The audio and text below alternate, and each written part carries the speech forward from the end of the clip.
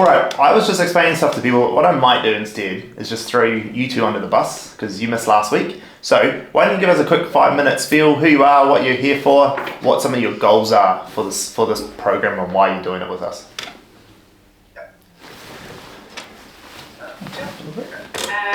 So I'm Erin, this is Clayton.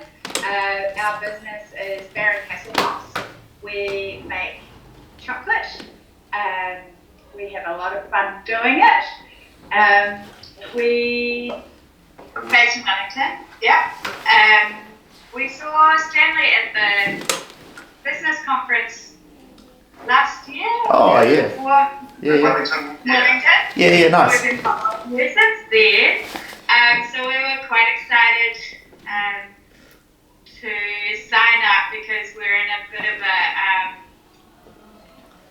transition, I guess. Yeah, a bit of a transition with our socials. Our usual social media person is leaving, and so I think I'll be taking over it again.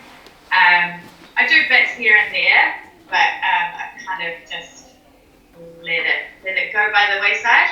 And we're really entering a big growth period right now. Our aim is to get 10,000 followers on Facebook and Instagram. We want to start exploring TikTok and get on LinkedIn. I say want, but I don't really want to. I just recognize that we need to. We're seeing them as valuable channels to find that market. Yeah. And we've got a lot of content, we've got a lot to say, we've got a beautiful brand, but we, I guess, are missing the kind of strategy of where to put what and what we say here and who we're talking to there. We get a lot of watches on videos and things like that, but I don't feel like it's converting. Yeah. Cool. Yeah, so I guess we're looking at some strategy around our social media content and the way we behave in social media, the language and what we portray. The idea is this: we have a great story, we have the branding, and we have the content. This is about how to put it forward and which channels, different language, different channels. And we want to keep it 20% weird, we don't want to be boring. We're not a boring brand. Yeah, and it's easy to get a bit complacent, I guess. Cool. Yeah, and we sort of have goals to try to own our patch. It's a really big goal for us to sort of become, it's a bit of a lofty goal for us, but to become the second most popular chocolate brand in New Zealand. It's an aspirational goal for us. Obviously number one is pretty well taken care of, so we don't have to worry about that. But number two is the place we would like to see ourselves. Number two. Yeah. We've had a few forays and over to the States. Bit of discovery over there. So we've got a little kind of foot in the door there, but really need to concentrate on the home ground. Cool. Awesome. Yeah. Awesome. Thanks, guys. That's some pretty clear goals, actually, which is good. It's good. Which is great. So that's very helpful. Well, I'm going to get cracked into it so we don't run out of daylight for this meeting because we've got a bit to get through today. Erin and Clayton, you guys are going to get thrown in the deep end, but that's fine. You'll sink or swim, but Nate will try to keep you afloat as long as he can. So look, today, guys, we talked about this last week. Today's about discovery, so it's about us finding out a few more things about you. Thank you to everyone and putting in your notes and everything that you did for us, so we can get an insight into your brand and your story of where you've come from and where you are now. What we're going to do today is we're going to split into two groups. Nate and Joni are going to take the product style group, so they're taking Erin, Dave, Nick, and who else are we taking again? Oh, Jennifer. Sorry, Jennifer and Jennifer. The screens keep moving around. I'm losing track of who's in it. Yeah. Sorry, we keep losing video footage. Anyway, so they're going to take you guys. They're going to go next door and jump into that. And I'm going to take more like the service sort of personal brand style people. So obviously everyone who's left there. And we're going to have a bit of a group discussion around the missing bits that you guys would never have known to put in to the stuff that we needed. And so I'm not going to spoil too much of that. We'll get into it. Nate will do his way. He's got a slightly different approach for the product-based businesses, and I've got a slightly different approach to the more personal-based profiles that we're looking at. And then at the end of the session, we'll come back together as a group. And I'm going to quickly introduce you to Vanessa as well from our team, who's going to manage that Teams channel. So that Teams channel that you've all been invited to, if you can't get in it, please let us know or let Shai know, and she'll work you through it to make sure you've got full access to the Teams channel. Because there's essentially a chat post function where you can ask questions, share videos, all that sort of stuff. Vanessa and our team, one of our community managers, is going to fully manage that to make sure that everything you ask gets answered from one of us in the team promptly, because we won't be sitting in it all the time, but that's her job. So you'll get to meet her right at the end just for a quick 5 minutes, so you can put a face to her name. She's a crazy Latina who is very vocal and will be in there plenty sharing stuff with you. Don't you worry about that. We're all laughing because she will. She'll be in there in a real good way, in the best kind of ways. But she's a crazy Brazilian and loves to get involved and stuff, so she's the perfect person to help you guys get the most out of that. Without sort of further ado, I think we just get started. So the reason why we split you guys up this way is actually, I mean, outside of the fact that you're the brown guys, which is maybe one of them, is actually you've all got like some similarities to your stories, and some of that probably does come from culture, but also you've got a more of a, what we think, and we might be wrong as we move through this, but we think there's a much more personal brand behind each of your 4 companies and brands and whatever you're doing. Even though you've got companies there, we see that there's a bit more of a person there, whereas like chocolates, I mean, like, yeah, there's people there, but at the end of the day, like, they got a physical thing that they can buy. Like, Tom, if you take what you do for a living, like, you don't just make a room, like, you're people who are part of this process, right? So this is kind of why we split it up this way, okay? Just so we're all on the same page. And so today we're gonna have a bit of like a brainstorming session around a few things. I'm gonna hope that my AI Otter picks up most of the stuff, because I don't want to sit here taking notes the whole time, because I won't listen. But we're going to brainstorm some gaps that we have. So to start with, I want to just try to get some, like, I want to find out all the insecurities, right? So I want to find out like all the things people are willing to do and not do as part of this process when it comes to content and branding, right? What are you willing to put out there? What are you willing not to do? Where's your line where you're just like, I'm not going to do that. I'm not going to do the renegade on TikTok, Stan. It's not happening. So like, where's that line for you guys? So it's an open discussion. So you can all like, mics off. We can have a discussion about it. Talk over each other. If we need to pull it in, I'll rein it in. But like, I don't know when anyone wants to start, but like, I'll tell you one of my ones that I don't do. I don't talk anything politics on any of my platforms, because I don't want to get into that fight. Like, I don't have like an ideology of just one way or the other when it comes to politics. So my views are quite varied in the way that I see the world. And so I don't get into that fight, because I just don't think it's a healthy one for me to have, or for the audiences that I have. So that's something I don't want to do. That's a type of content I don't want to put out, like a topic of content I want to put out, but there could also be like a medium of content that you really don't want to do. So anyone else got like lines that they just don't want to do, or platforms they really don't want to be part of?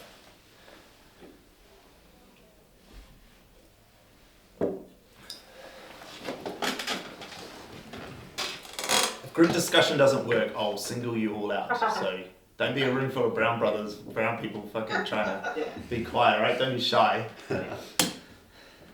I think for me, I have like faith is a big thing, but I don't want to talk about. I don't know if I want to talk about religion, because some of my best clients are gay and have some really interesting lives, and like, I love people, so yeah, it's a bit of a line I don't want to cross, or cool. Yeah. Cool, perfect. Anyone else? Thanks for sharing, Tom. Can't hear you, We can't hear you, bro. Go, Ruben. Oh yeah, no, nothing's coming through, Roman. Nah, nothing. Just silence. Check your mic, Roman. See, he's not muted. Yeah, I was trying to use a different mic because it would be a bit better, but no worries. There we go. So yeah, similar to you, I'm not that keen on talking about politics because I'm very super weird on that stuff. So I think that I like good ideas and they come from anywhere. And I pretty much, I've never met a single person that I agree with on like even most things, let alone to have sort of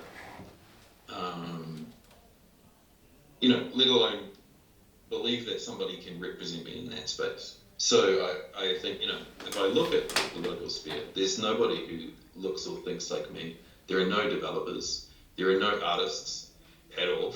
and yet, and if and when there are, we tend to get kind of caricaturized in a really simple way. And, like with outrage. And I don't think that that's very helpful for subtlety. And I think that just about everything sort of similar for your brand with the spatial thing. It's actually it's quite a subtle thing that I'm trying to do. So I actually kind of need people to feel like a little bit safe. That they're not going to be attacked by something. They're going to go into a gallery or they're going to go into a space and they're going to feel. They can have an aesthetic experience without feeling like that they're personally under attack. In order for that nuance to exist there, I would probably also avoid anything like that, which could just reduce the complexity. And that's been one of the things that kind of freaked me out a little bit with social media, because people could easily just go, oh, nice description, what's the show about? And they're kind of like it's bait for you to kind of get dragged into a type of artist. I'd love to have a far more open space online. And it might, when we were talking about channels, I was thinking during the week, maybe it just means that I create all my own channels. I don't know. Maybe because I can build websites, so they're kind of free for me. It could be that. But yeah, I don't know. That's one subject that I also struggle with. Yeah, nice. No, thanks. That's good. Thanks for sharing. Anyone else? Yeah, just off the back of that, I guess we work with clients, we work with members, all walks of life, so we can't be too limiting. I find myself, if I'm taking a class, I'll throw out, not political jokes, but I'll throw jokes out there, and then some people will buy it and some won't, and some will go over their heads. So I've just kind of taught myself, not to reel it in, but just to let the gym be a place of training, of community, a little bit of discussion, but more so we're here for a common goal, which is to get fit, better ourselves physically, rather than politically. Yeah. Although it is I guess we are similar in that we're not for one side, we take a little bit of everything, and I guess that itself is an ideology, and that itself gets suppressed. So sometimes we need to speak up about that because too many people are on one side or the other. So I guess that's me. Nice. Yeah. Awesome. Perfect. Yeah. A couple of similarities there in terms of safe place for your audiences as well. Kylie, any thoughts on your end? Any? I can't think of anything that I wouldn't do or anything that I wouldn't say. I love it. I love it. Yeah. I think I share my family online. I share my views online. But when you come roll with me, you pretty much already know what you're going to get. So, let me. The only thing that I. Oh no, go. No, go. So the only thing that I did think is that, and again, this is probably obvious, but I'm so not into Māori bashing. It's just, even though and you would have seen some of the stuff that I put in there, Stan. You know, I've been through moments, but like, I would never go online and diss somebody, which has been something that we've been talking a lot in our wellbeing workshops. Is how quick and particularly are some of our mighty women to jump online and air their dirty laundry, and like I had to say to them, like, fuck, bro, write a letter and then, you know, don't send it out, but, you know, you don't need to put that shit up on Facebook. So, yeah, no, you know, I'll do a cold water bucket challenge. I'll do anything. Nice. Okay, cool. Well, I'm gonna challenge that a little bit. So we get this all the time from clients as well. Like, oh, you know, I'll pretty much do anything. And we had Burger Fuel in here the other day, maybe 2 months ago when we were first onboarding them, and they said the same thing. We're like, we're the Rebel brand. Like, we'll do whatever. So we came back the next time and said, all right, we've got some ideas for you to for your content that we think will go real viral, and we just want to make sure you're okay with it. But you said you're okay with everything, so we're gonna do it. And so we got this guy, and he's gonna take one of your burgers and fuck it, and we're gonna put it on Pornhub.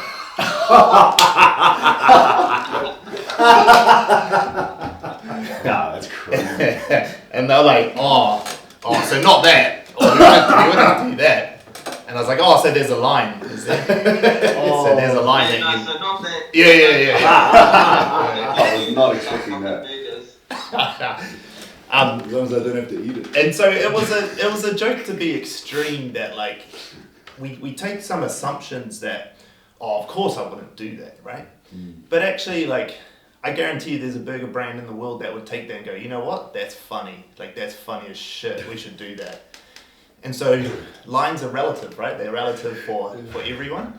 And what we're trying to do at the moment is to build a box, like give ourselves some constraints for the creative process.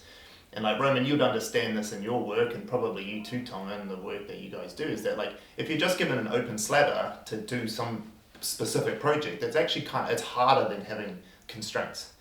And so by having these constraints that we have, they allow us to develop and create better things that serve a better purpose. So I really do want us to, like, think of that. Like, yeah, that's an extreme thing. I'm going to assume that most of you and all your brands, well, actually, Roman, I don't actually know with yours somewhere. I was going to say 6 is just like maybe off the plate for most of us, but you know, there are some sexual things in art that you could probably pull off, so it might not be a full blanket, no, that because like reference is weird, but like, I mean, I don't know if Rod wants to talk about sex going into a fight doing wrestling. It might be a little bit too much. I get too many members to... But I kind of just want that conversation of like, what is now some of the, not just topics, but also just like things you don't want to do. Like, who's super comfortable doing video, like, and talking to camera, right? Because there's like talking to camera, and then there's POV cameras, right, where you're just showing what you're doing, or there's ASMR style videos where you're just like, maybe, you know, Roman, you might be actually creating some art and not even speaking, not even showing your face, maybe just your hands doing the thing, and that might be okay, but you explaining to the crowd what you're doing might be too much for you. So even stuff like that, like, I want to get into insecurities around things that you have, because they are just insecurities, they are just you guys. I don't feel comfortable doing that thing. So that we can build this constraint, so that we don't go down and develop a whole thing where we get to and like, this is too hard, I don't want to do this, and then we have to go back to square one. Let's just do it now. It doesn't mean you can't ever get there. It doesn't mean that if you don't want to speak in front of camera now, you can't do it in the future. But the idea is to start somewhere, build like confidence as you go along, and then we can develop a roadmap that says, cool, by this stage I want to be here. Okay, so let's get into that. Like, what are the things that you just like, maybe the word is you're just scared to do? Oh yeah, I got one. Cool, love it. So I wouldn't go on camera with my top off. Okay, cool. No bare chest for Kylie. Cool. But in saying that, I would go on with like in traditional costume and show my ass. Okay. That's funny. Why is that? What's the difference there for you? Is it? Well, because I just feel fat at the moment, Okay. but when I'm in my other gears, then I've got a Cohort and all that kind of stuff, so it's giving off a different message. Okay, cool. Makes sense. Yep. Thanks, Kylie. That's great. What else?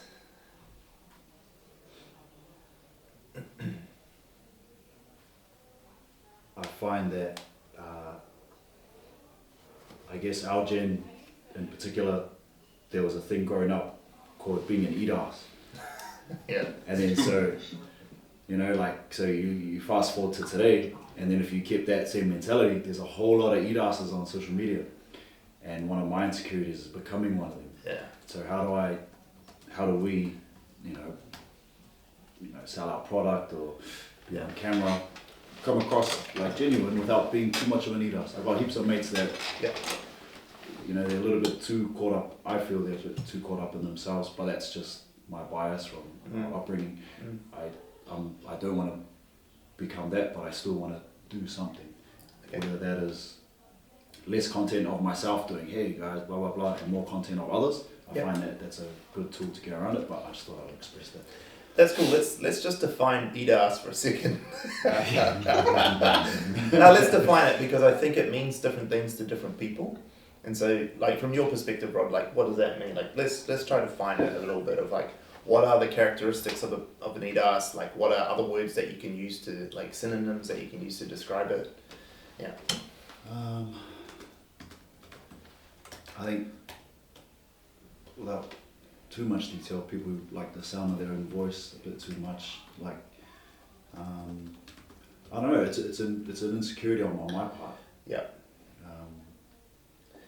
Is it like people, like, are they a bit too cocky, show off kind of that style, or full of shit? Bit of both. Yeah, a bit of both. They don't seem too genuine. You know what I mean? Like, like they're on the kaupapa, but they're a little bit more for themselves. It feels, and then it's a fine line, and it's super subjective. But that's one thing that I'll go to do a video, and I'll feel, I don't even want to, like, I'd rather film someone else talking, and then maybe I'll talk, or I'll get someone to film me while I'm doing something natural that I don't know I'm doing. At least then it's rather than, you know what I mean? Yeah. There's a lot of content creators these days. Like, I understand it's the jam, and it's today, it's what's happening. But for me, that's something I need to try and get over and work on. No, makes sense. Yeah. Anyone else got their own, like, does that resonate with anyone else? Is there anything in there that you'd add to that?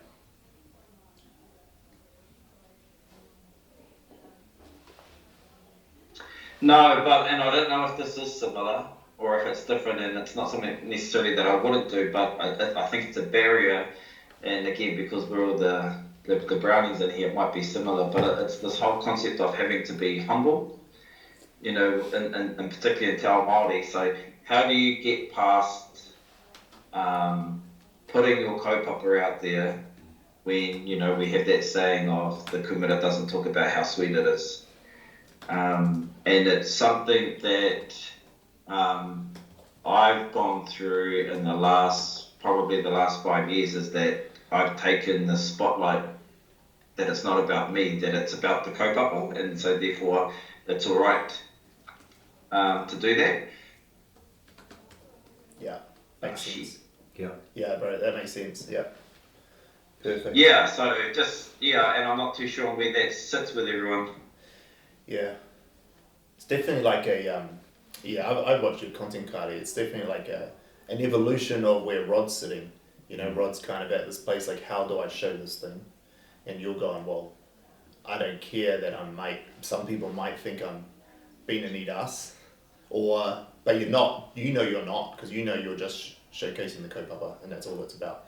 And you know what I mean? Like, you're not saying that you are being one, but I'm just saying that that's the motivation for you to be able to do that, because you're like, I need to be able to do this because no one else is. Is that kind of? Yeah. Cool. Yeah, and it's more knowing too that, if we don't... I've got my own personal thoughts, and I actually think this whole concept about us having to be humble all the time is actually a colonised whakaaro. Yeah. And I don't know if traditionally we actually thought like that. And I just think that there are so many cool things happening out there that we need to be able to get more eyes onto Māori and Polynesian people succeeding, and what that looks like, right? Mm-hmm. Yeah. Cool. Sorry, someone's trying to bloody ring me. Tonga, you got something?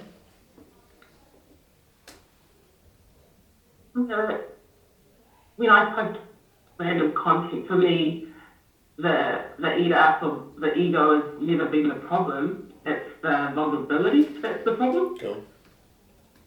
And often I'm just like, fuck it, off it goes, and you post it. But yeah, perhaps, I don't know, perhaps it's vulnerability that's difficult. Yeah. Tell me what that means. And like,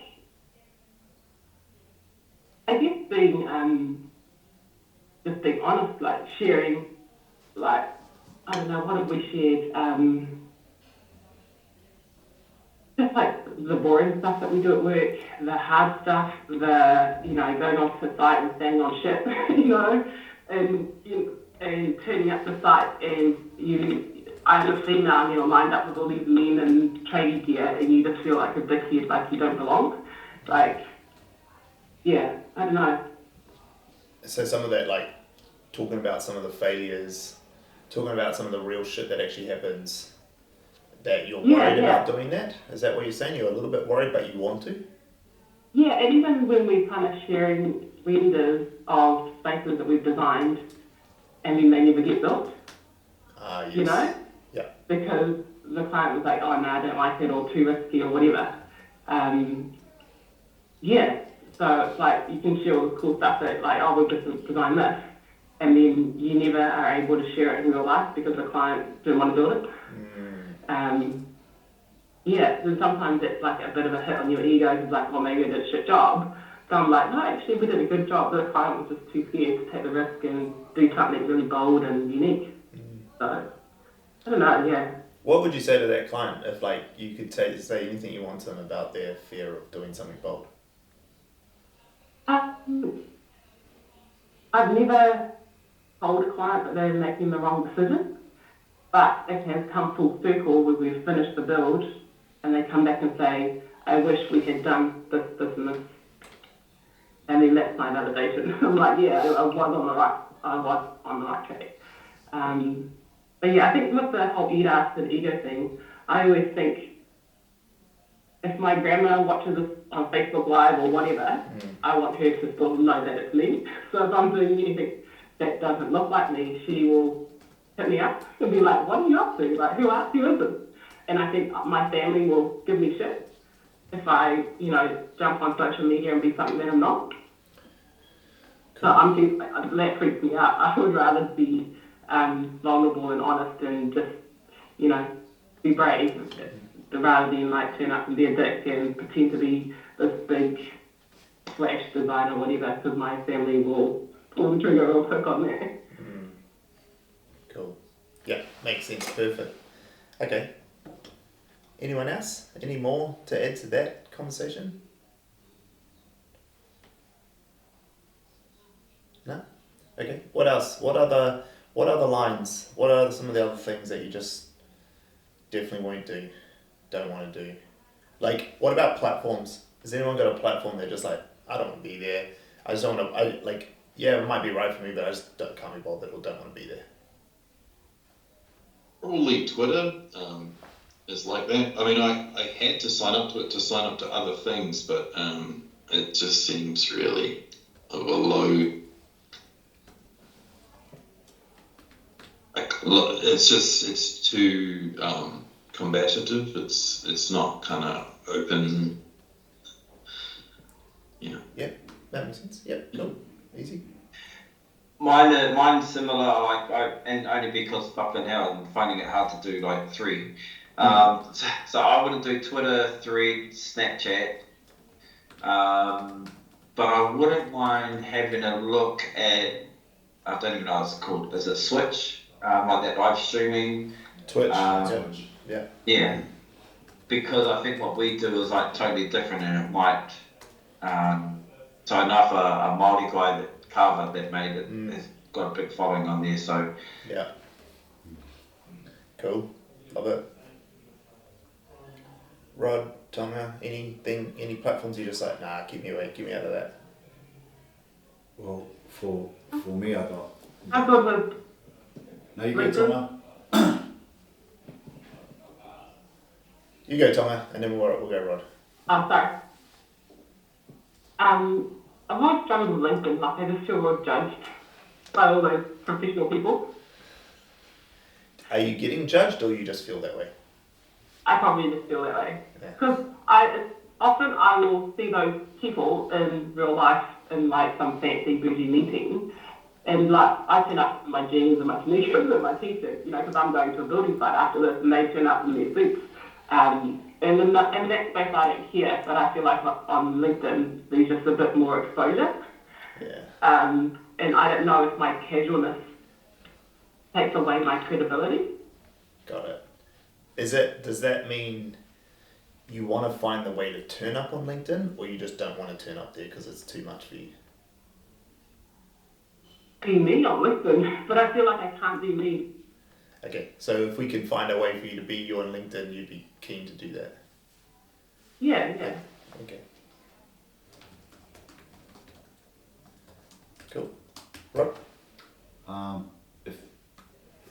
If TikTok is beneficial, then yeah, I'll be keen to jump on. If not, then I'm keen to stay off. But Okay.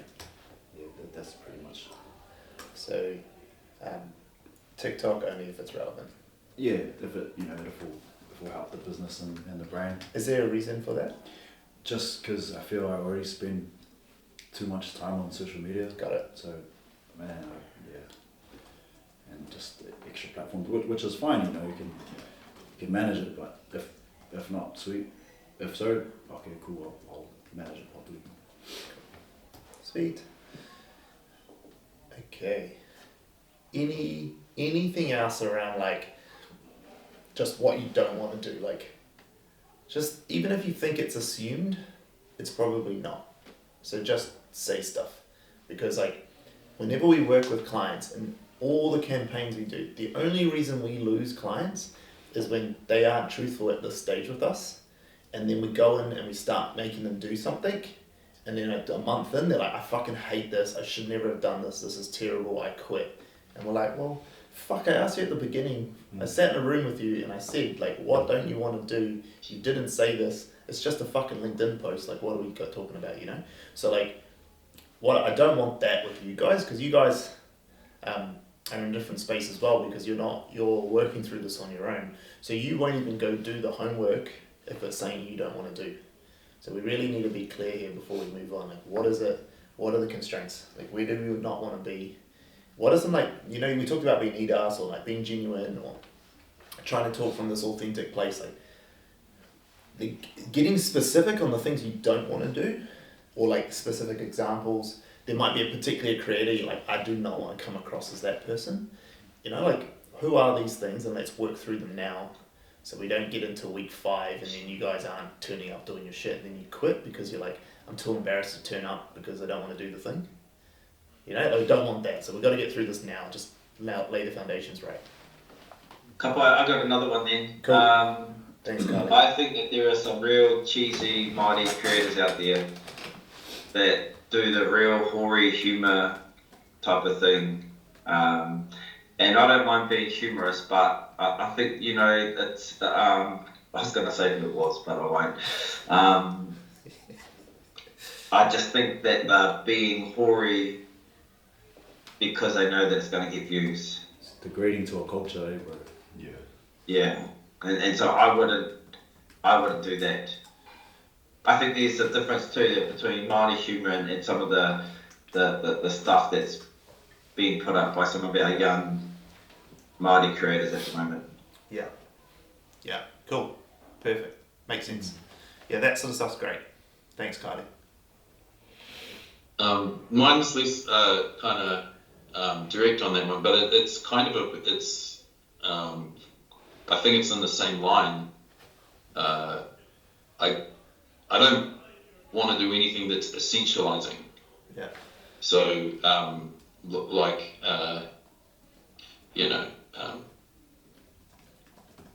Māori are like this, or women think like that. I don't like that at all. I think that people are like, I'm super individualistic, and I think that everyone deserves to have their own self-determination in that way.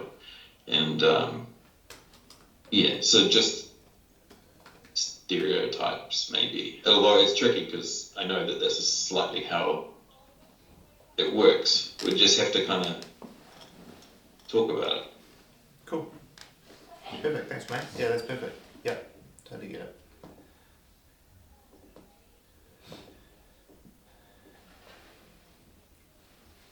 Any more? Yeah, similar on both. I don't mind a little bit of humour as long as it's not, I don't know, degrading, derogatory to a people or to a group. But I don't mind playing because of my wife's Māori, my mum's Niue, my dad's Scots, and I look Asian. I don't mind too much playing on the ethnicity, on the humorous side, because I've been abused and joked about under every culture, but I don't mind doing a little bit of that as long as it's not too far in one. If you want to make fun of someone, let's make fun of all of us, type thing. In a good way, not in a degrading way.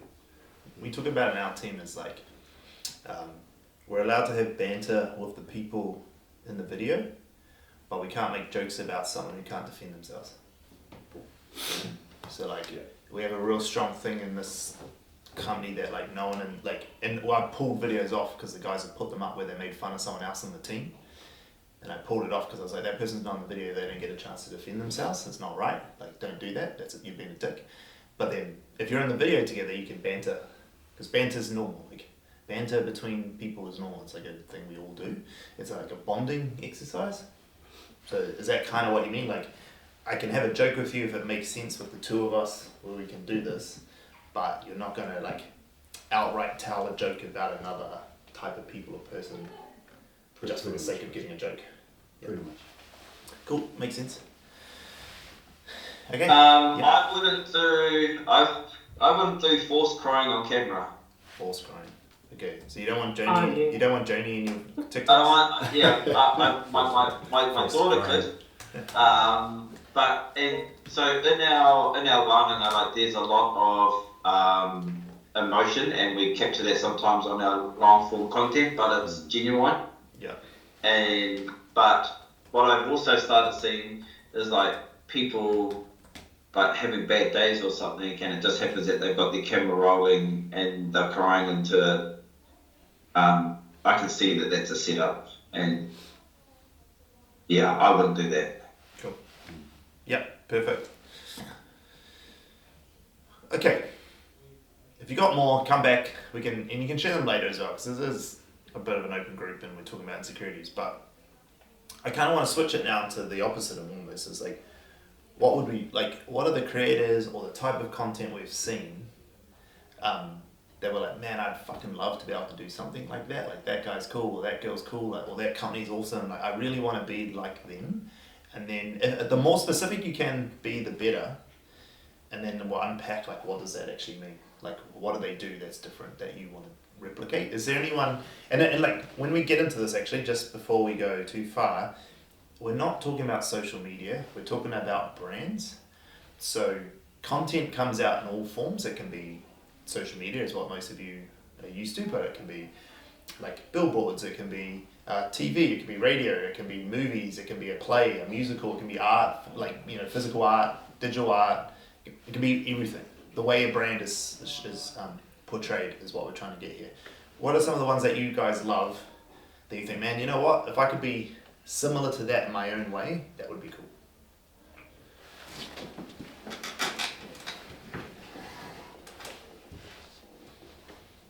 There's hundreds of artists that like I'm connected to that make video work. I haven't seen sort of people like at all get it to work on social media. So if I was to kind of put like an example, I might just chuck it in the chat. So like this work by Hedo Sterile is like, it's called How Not to Be Seen, a fucking didactic educational mob farm. It's pretty nice. You can probably enjoy it another time. I'm not sure if you'll find the link there, because they kind of, I'm sure you know, the galleries like try to package it up and sell it. And so in order to do that, they have to take it down from the internet. All good. Yeah. Sort of capitalism. But so one of the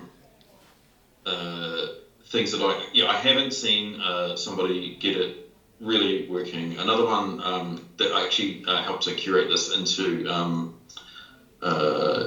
art space in New Zealand.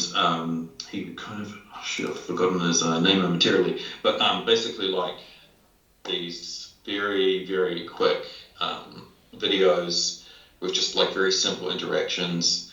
I think that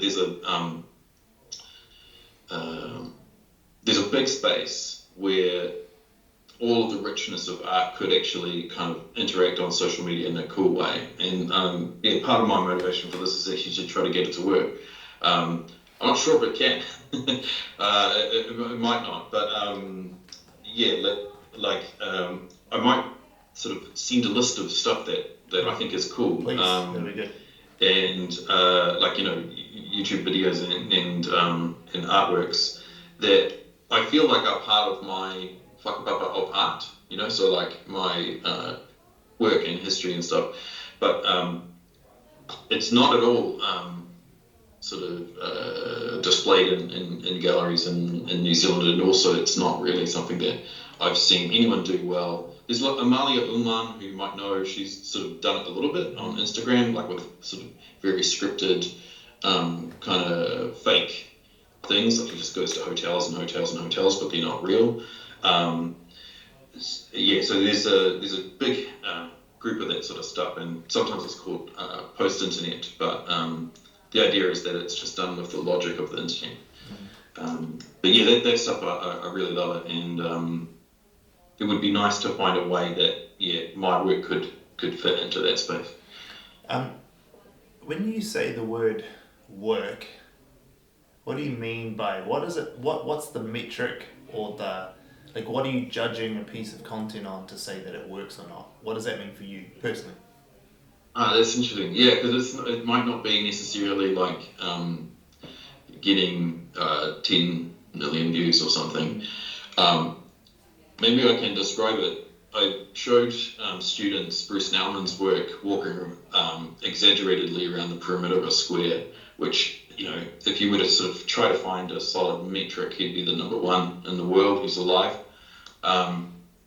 And it had, because it was a rip-off, like someone had just stolen it from a gallery and put it up on YouTube. It had only 250 views, and I can just remember that there was a really distinct moment when the student said, it's only got 250 views, I don't have to watch this shit. And I think, so in some sense, it is actually about it, genuinely working as an artwork. And artworks have this infinite demand, and they're always configurable. But it's interesting because I have had some students who've got like hundreds of thousands of followers, and then I show them these artists, and I think the thing is, they say, the thing is, Roman, they don't know anything about the internet, these people. And so it might be that, artists are a little bit slow in a way, and it's quite a rich area to explore. Yeah. But I think when it works, it might gather a social sort of virality, but it would also open up a space like inside the mind, like you would actually kind of experience something aesthetic. This is a real interesting point, because like obviously art has like a whole nother layer to it than say like, I don't know, some sort of like an accountancy firm or whatever, right? But like actually there's like a lot of similarities here where like when we are on social media, we have to know why we're there, like what's the point and the purpose of being on there. And so then there's two parts to art. It's like there's the art itself and whatever the art represents, and that can be many and varied and all sorts of stuff. But then why put it on social media? What's the purpose behind it? So some of it can just be purely awareness to the piece of art. Sometimes the art just exists on social media. That's where the art lives, and that's its medium. But then sometimes it's just like I'm not even talking about the art, I'm just talking about the person, to bring awareness to the person so that then I look into it. And the reason I say it's quite similar to accountants is that the worst thing an accountant can do on social media is go out there and tell them about accounting and just be like, hey, look at my work on Xero, I'm so good, I can click Xero better than anyone else can click on Xero. Like it wouldn't work, right? It's like it's not the medium for that place. So what they do is they talk about their brand, whatever that might be, and the values that it has and its stories. And then it drives people to have the conversations with the accountant in person. And then those conversations can now be talking about accountancy and can talk about the work that they do. So like if you take it in an art form, it could just be that, well, what is the story we're trying to tell here to bring people to come see this art in person or come experience this art in person or whatever. So it might have nothing to do with the art, but it might have everything to do with Roman's story or whatever it might be. So that then you can direct them to the exhibition that you're doing, or you can direct them to, you know, maybe whatever the project is that you're going to do. So that's just for all of you to think about, like, when we're trying to showcase something on social media, if you're trying to get art's a really good one. If we're trying to get the art to be the social media, like to be the thing, then you have to play the game that social media is, because otherwise why are you there? You know, like, don't make that the medium if you're not going to make it the best. Like, you don't go and paint on canvas unless it's the right medium for the thing that you're trying to do, like the art that you're trying to create. Does that make sense? So like, you don't have to have the art on social media, but you can have a story and a journey about the art or about the artist or about the world or the community that then drives people to find out more about the art. Right? So like, and that actually will apply to all of you. Like, we're not here to just go, like, you don't actually have, even in Rod's case, like Rod may never have to show anything about kickboxing or boxing or fighting or wrestling or anything. Because actually, for one of the biggest things for Rod is that it's about creating a safe environment for people to learn these skills. So actually, he may not want to glorify kicking someone on social media because that doesn't actually align with what he's trying to get across.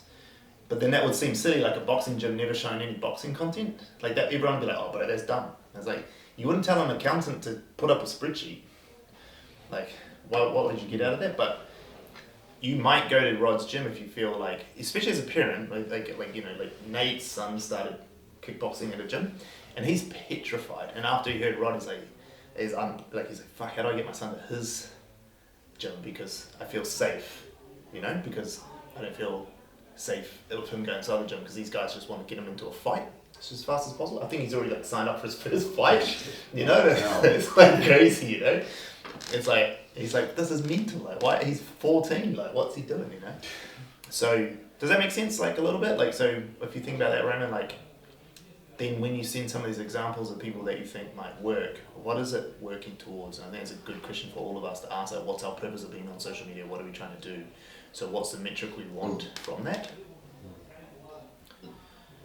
Okay, that's something just to ponder on. I'll leave that thought with you because we get this a lot actually with a lot of people. They want to go, look at all my features and benefits. You should buy my shit. And I'm saying, well, fuck, no one cared about your stuff. You're just, like, that's the thing with, like, even with art, if we use art, it's so subjective. Like, no one gives a fuck unless they do.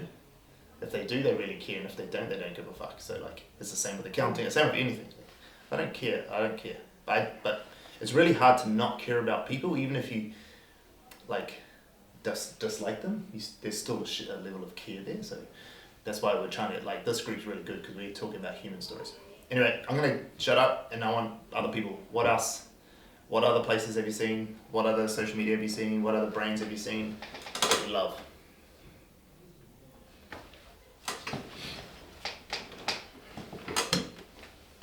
Yep. So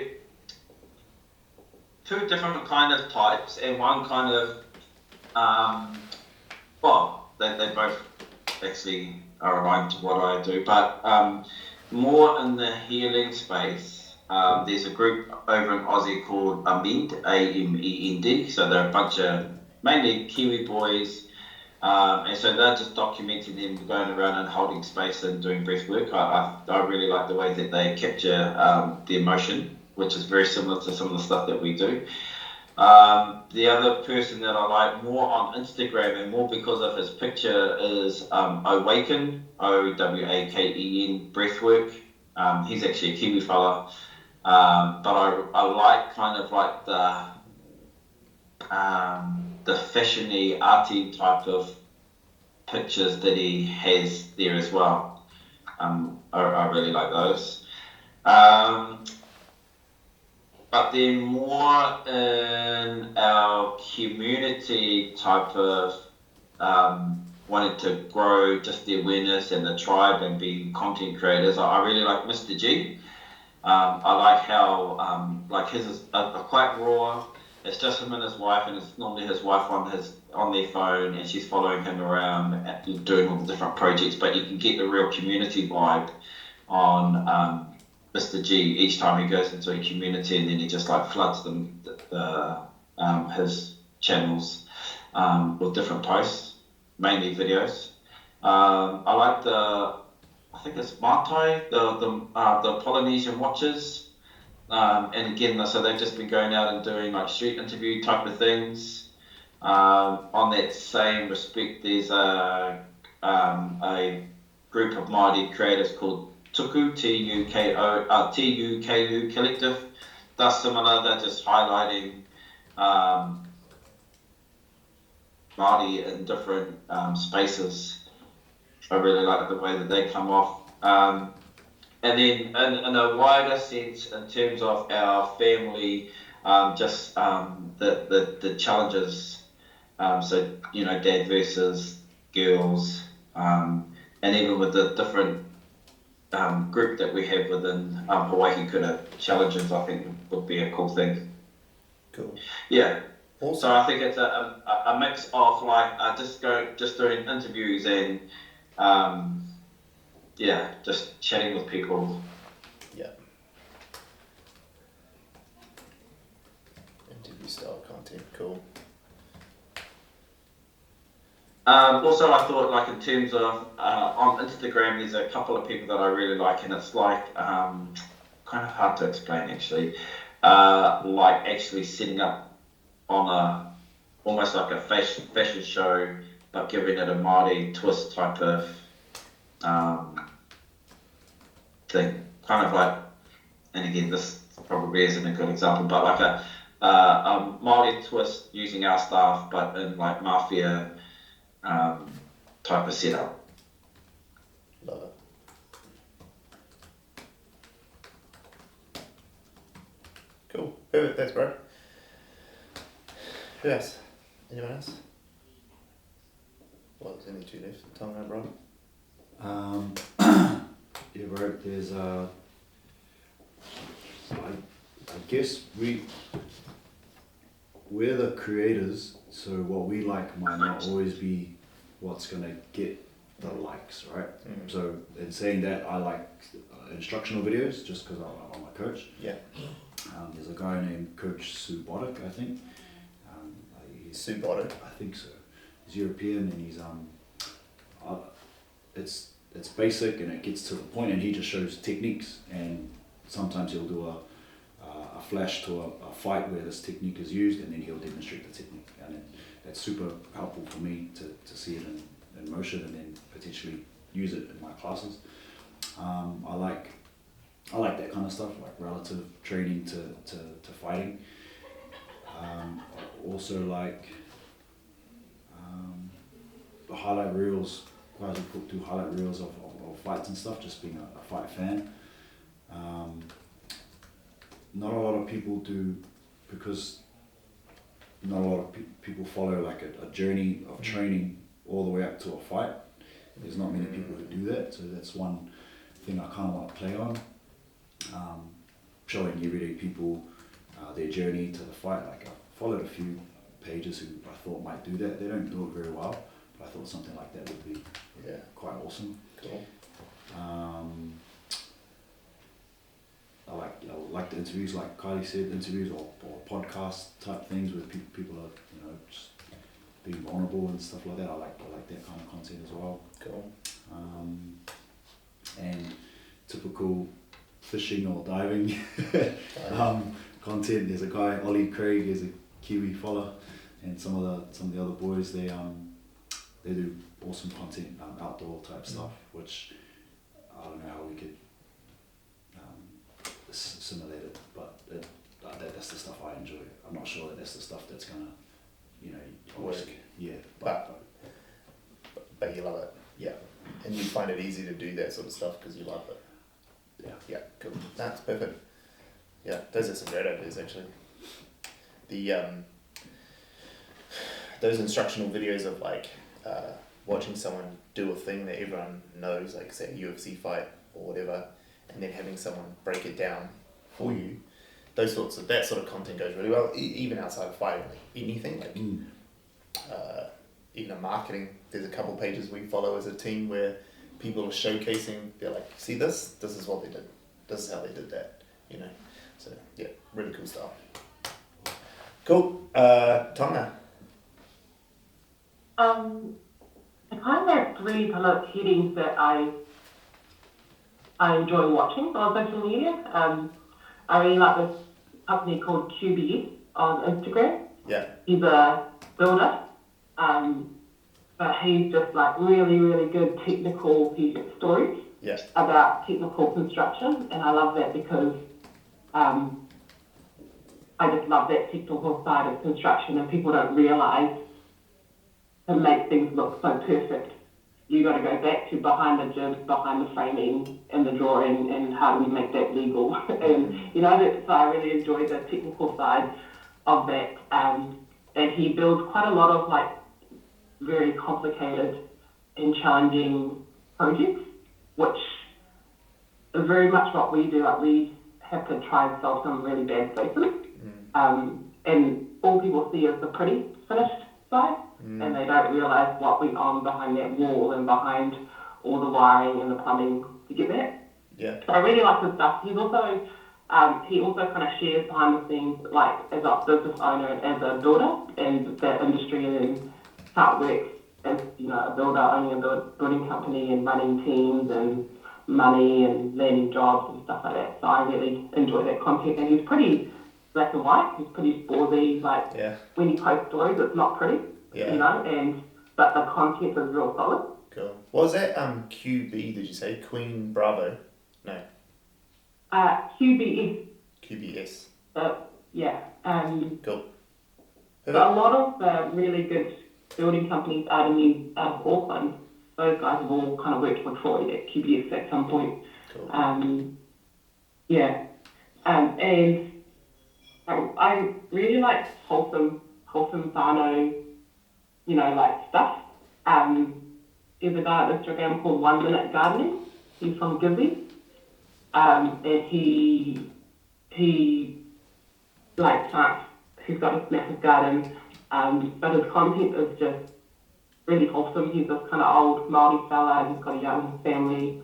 And he teaches people how to plant their gardens based on the lunar calendar. And there's a really cool our Māori concept in there.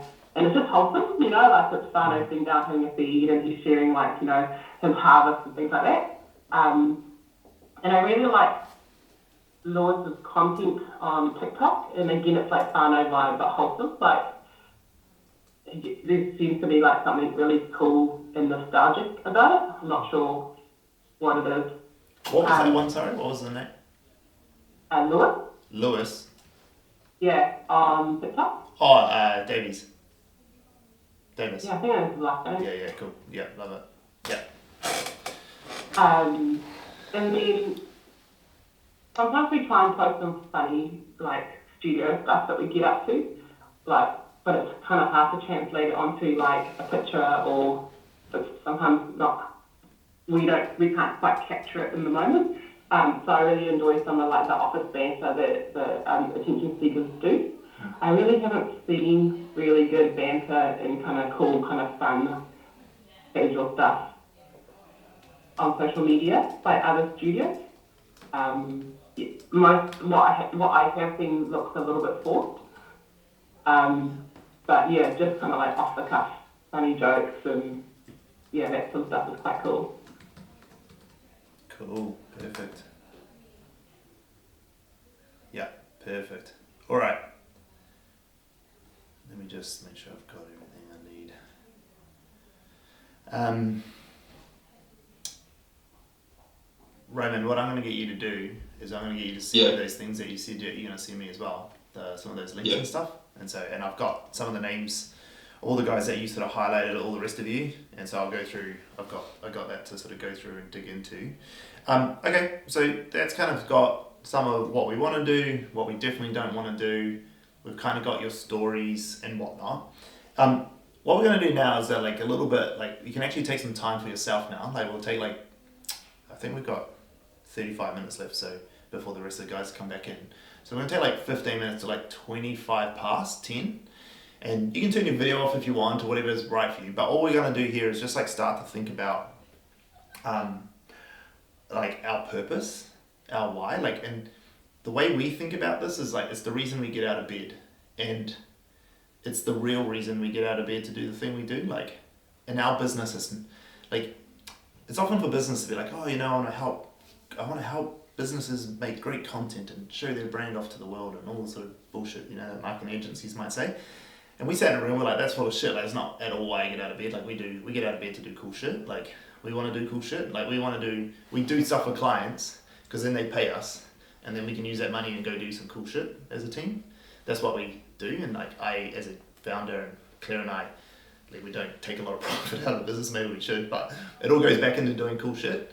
And so for us, that's like the purpose of everything. It's why the guys still come to work, because they know 1% of their day actually, or their week, they get to do some really cool stuff. And they'll go put up with all the work that you just have to do the task list. But I'm happy to do that if I get to do this.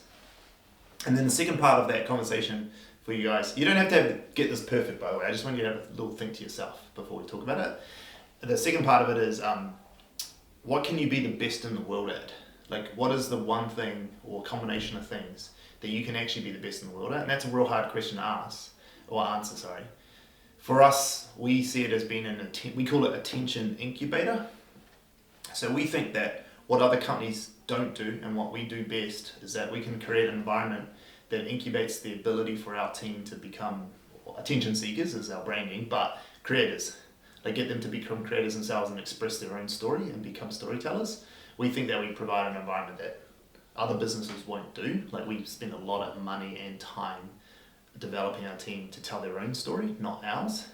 So we put a real emphasis on building their own personal brands. And from that, we get better creators who can help our clients do better stuff, which means we get paid more money, which means we can do more cool shit.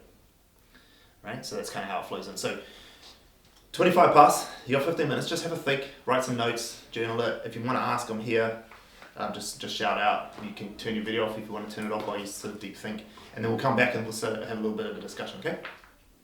Any questions while we get into that? Okay. Steve, we were thinking about what is the one thing I can be good at. Yeah. Is it me, the person, or the company brand? Yeah, that's a good question, Kylie, and it's going to be for you what's right for you right now. So in your instance, Kylie, I think it's going to be your company. I think you're, like, out of everyone sitting here, you're probably the most involved when it comes to your brand out there because of how much you've already done. So I think you can already speak to that. Whereas I think everyone else, even though Tom's got a pretty good brand, Tommy, you're like at that stage where you need to be the person to lead this from the front for your team to get behind you. So I think for the rest of you three, it's probably a personal thing that you can be the best in. But Kylie, I think you could probably toe the line in being the company if you want. And if you can't think of that, then make it personal. Sweet. Awesome. Thank you. Cool. Oh, hey. Hello. Woohoo. Have we got an otter though? Do we have an otter? This might be a problem. Sorry, we use a thing called Otter AI, which is Can I try? it's a plugin, and it basically is a note taker. So it records all the conversations that we have, and then we can then use that information to create notes. Sounds handy. It's so good, and you can even you can get it to summarize the meeting. It tells you exactly what the points were that people had to do. Ooh, I love that. And then also it if you want it to, it starts to create links and investigate relevant things online for what you've been talking about. It's so useful. We on there? Cool. No, that's not That's us. good. So, but I just want to make sure that's on because obviously it's going to be hard to take notes for everyone. Whereas if we do it, Joni is so good. Is it on? It might try join, but I'm just gonna. Can you guys say something like what you had for breakfast today?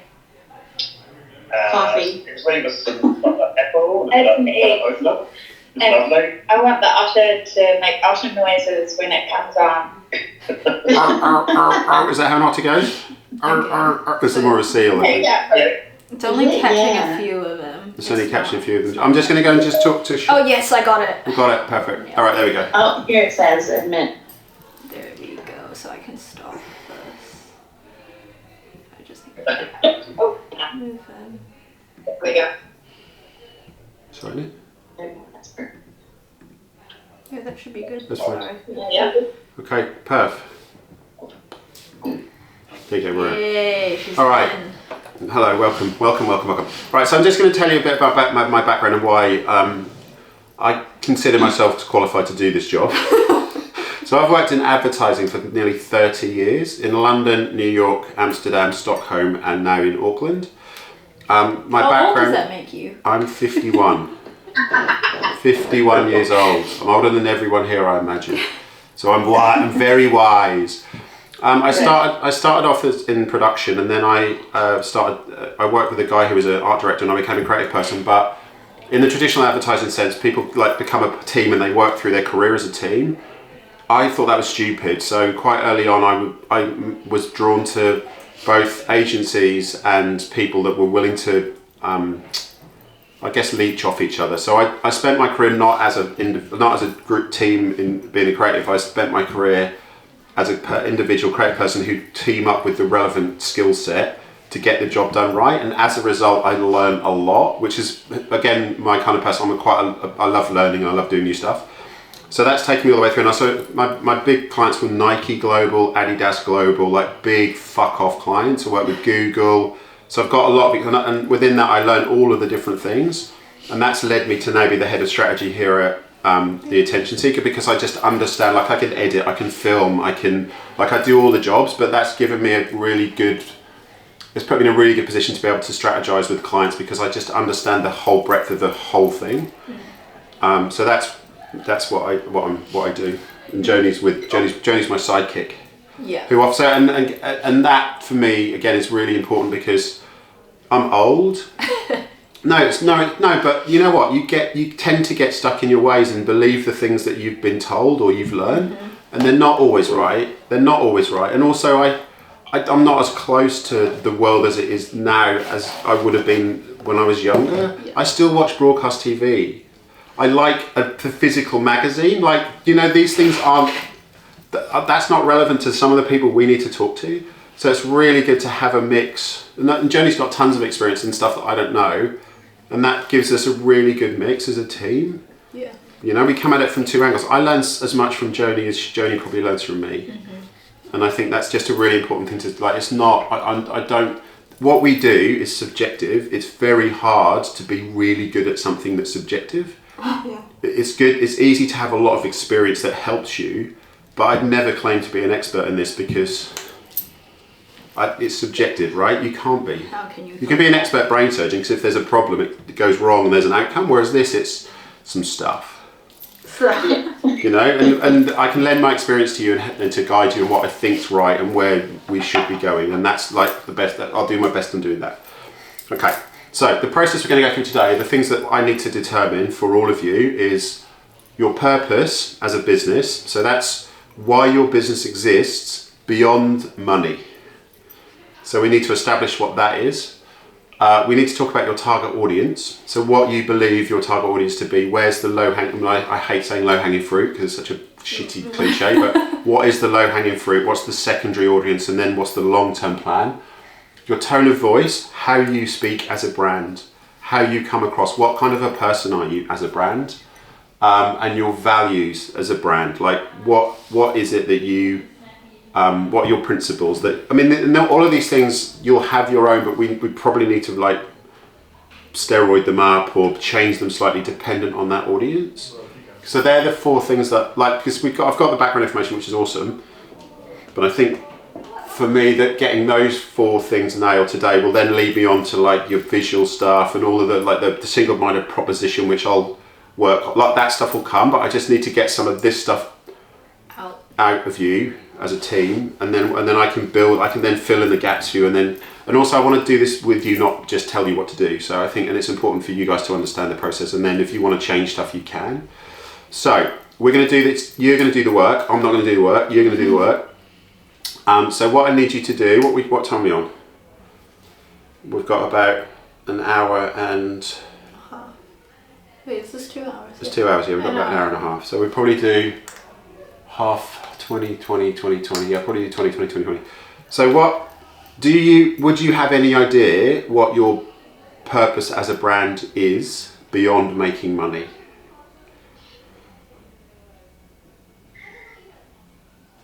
To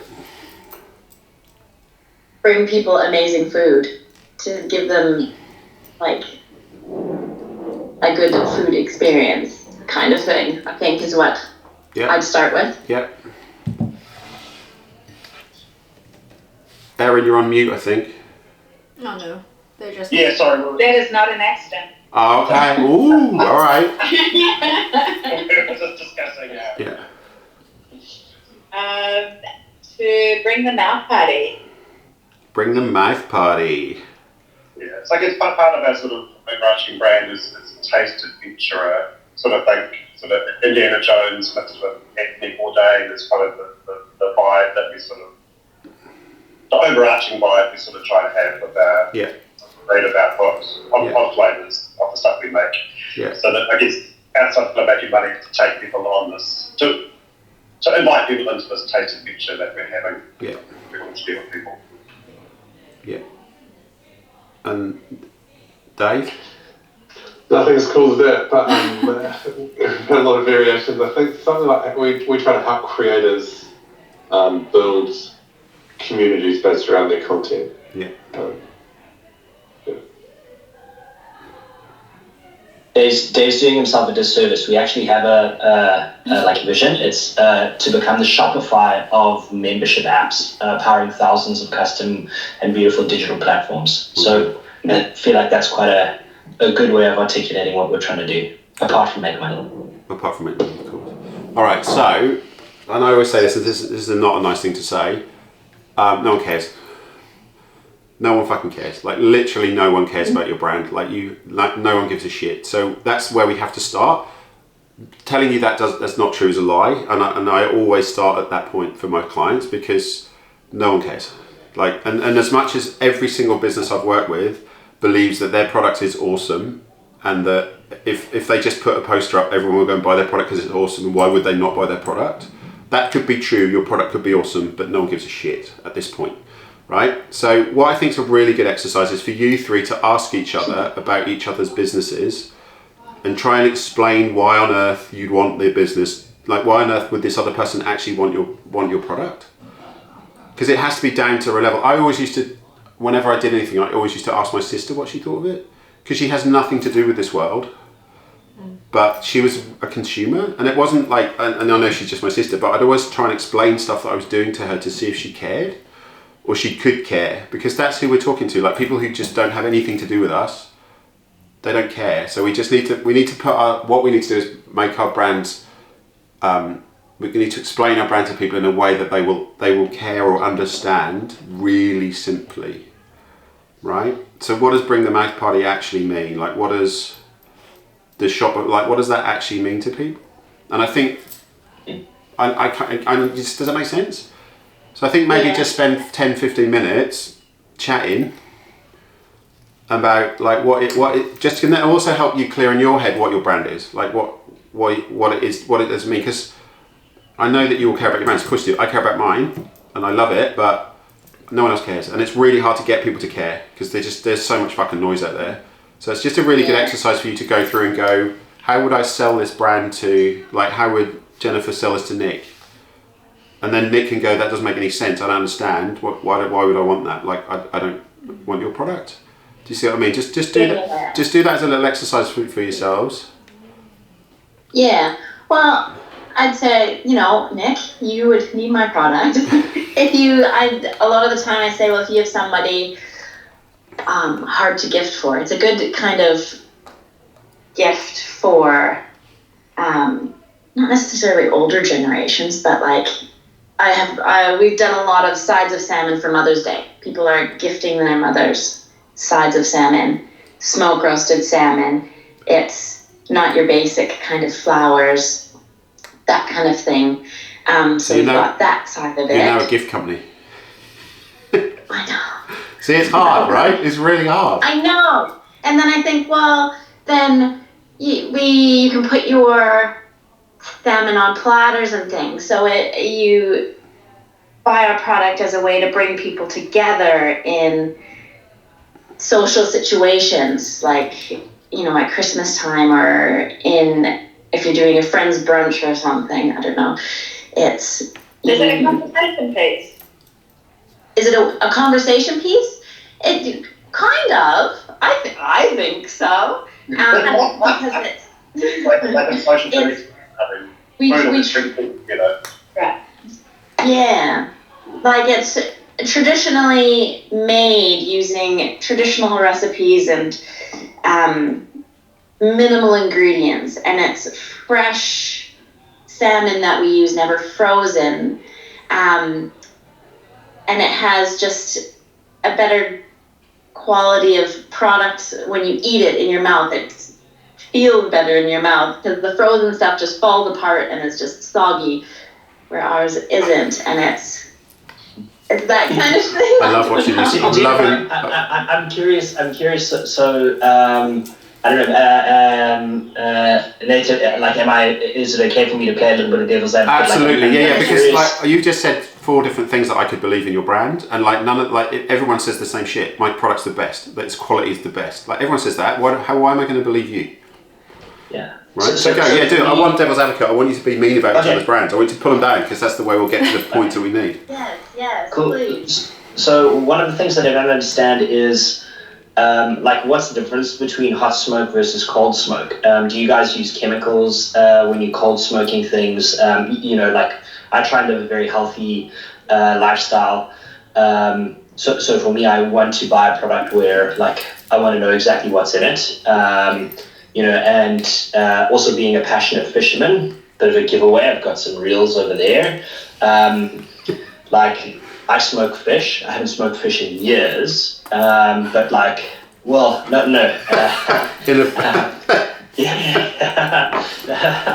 I'm not sure how that would work, Nathan. But maybe maybe we'll try it. Give it a go tonight.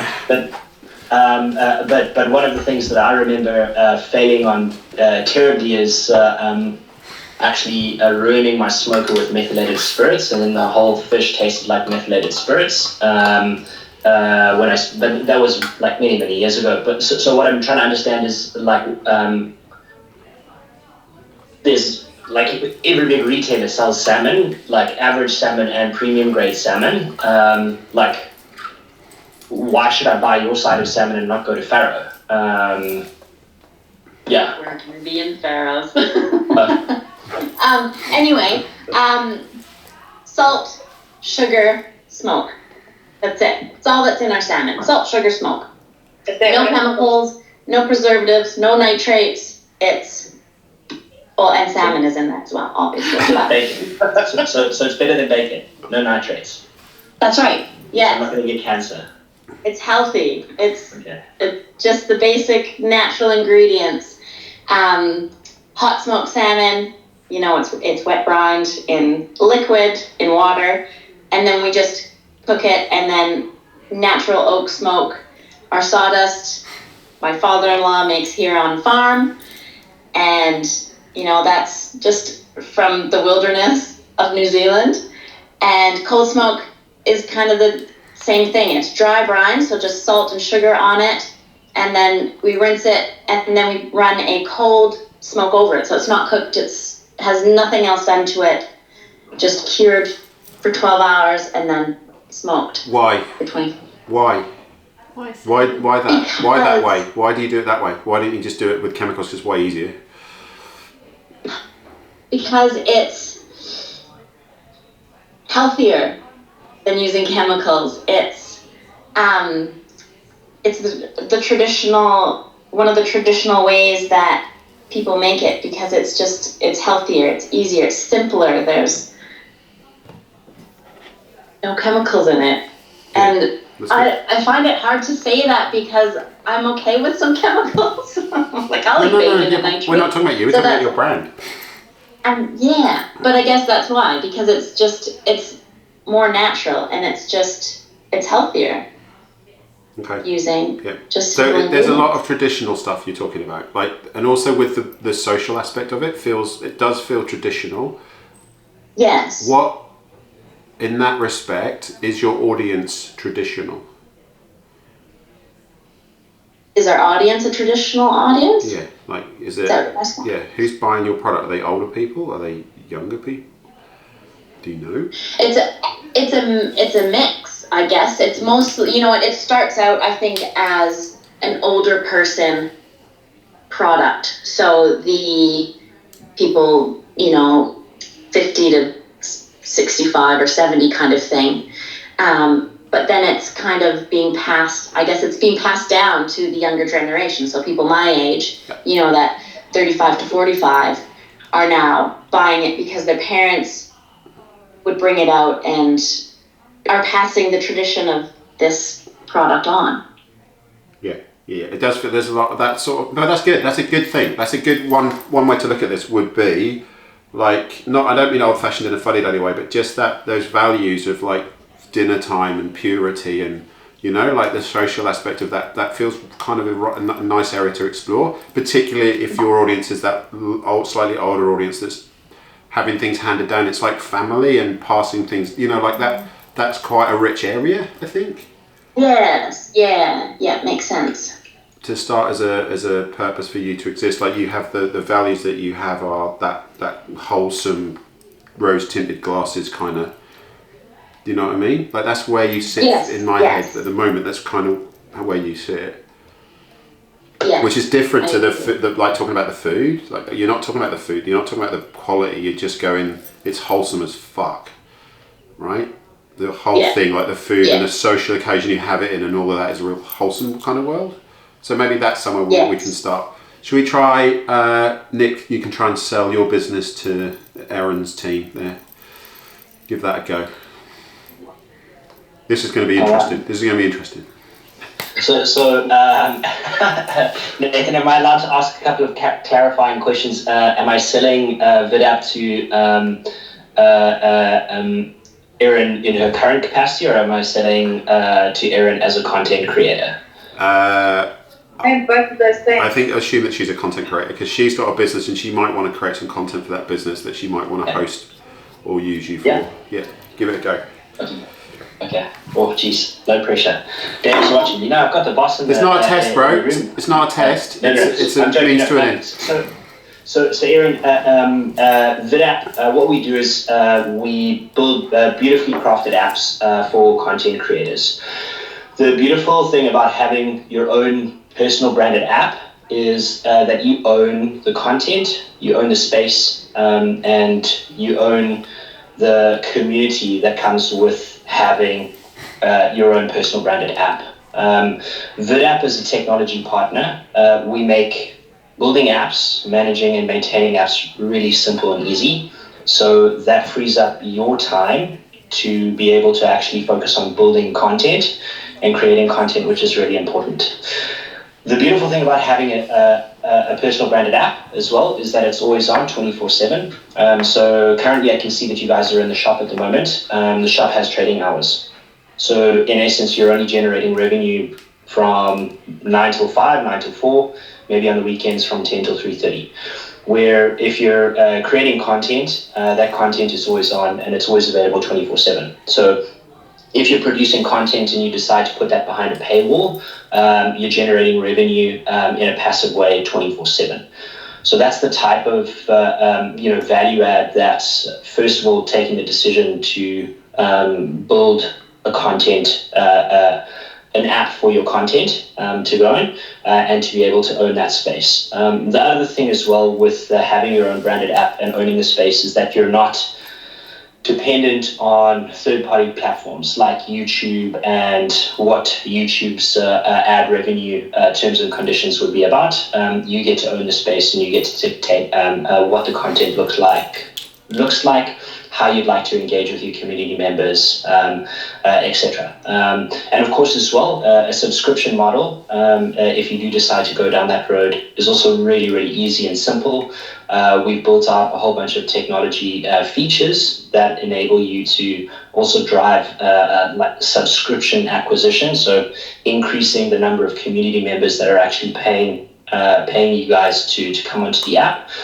And that's done really, really easily through integrating with both Google and Apple as an example. So one of the cool things that we can do is when you have a potential new customer that's wanting to trial your content, we set that trial up for 3 days, 7 days, but the beautiful thing is with Apple and Google, it automatically converts to a paid subscriber. So we also noticed that you can actually acquire new community members and increase your subscription base by just using simple acquisition technology like that to grow your subscriber base. But yeah, so that's it in a nutshell, FitApp, what we do, and the value that we add to content creators. Okay, Erin, does that make any sense? It's okay if it doesn't. I was confused at points. I think I get it, and it's a great idea. So it's not a sales, it's not like an app, like these fashion brands, you have to have an app onto your phone. I think it's that. To purchase, like ASOS or, so it's not this kind of app? No, okay.